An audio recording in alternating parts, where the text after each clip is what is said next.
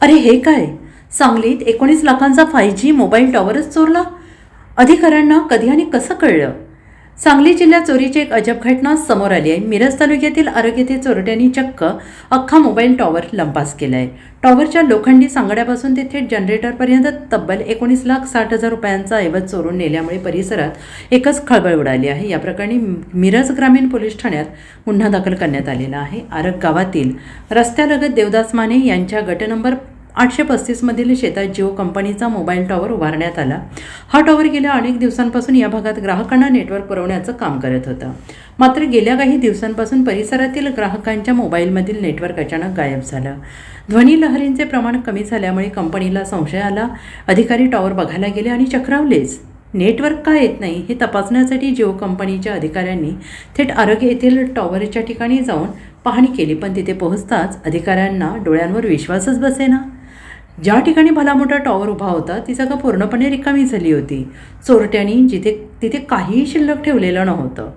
चोरट्यांनी अगदी नियोजनबद्ध रीतीने पूर्ण टॉवर गायब केला होता. यामध्ये 3,50,000 रुपयांच्या 5 बॅटऱ्या, 6,20,000 रुपयांचे महागडे 5G नेटवर्क अँटेना, केबल, 70,000 रुपयांचा कीबोर्ड, 2,40,000 रुपयांचा ऑपरेटिंग कक्ष आणि 2,90,000 रुपयांचे जनरेटर चोरून नेले. आणि विशेष म्हणजे लोखंडी सांगाडाही चोरटे कटरच्या सहाय्यानं कापून घेऊन गेले.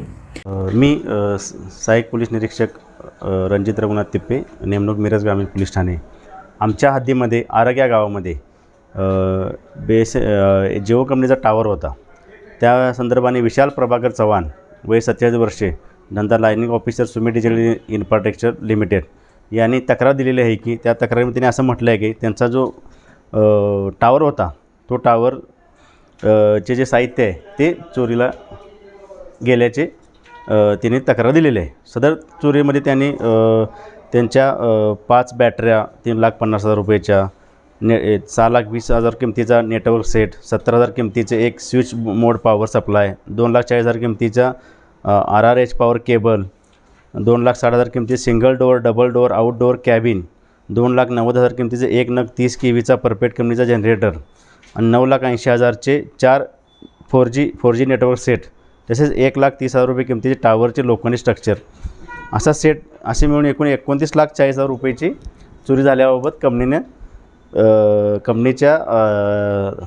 कंपनीतर्फे विशाल प्रभाकर चव्हाण यांनी फिर्याद दिलेली आहे. सदरचा तपास चालू आहे. सदरमध्ये कंपनी आणि शेतकरी यांच्यामुळे काहीतरी भाड्याकडून वाद आहे असं प्रथम तपासात दिसून येत आहे. त्यानुसार आम्ही चौकशी करत आहोत आणि लवकरात लवकर आम्ही सदरचा गुन्हा उघडकीस आणून आपल्याला माहिती देत आहोत. Bureau report SBN Marathi, Sangli.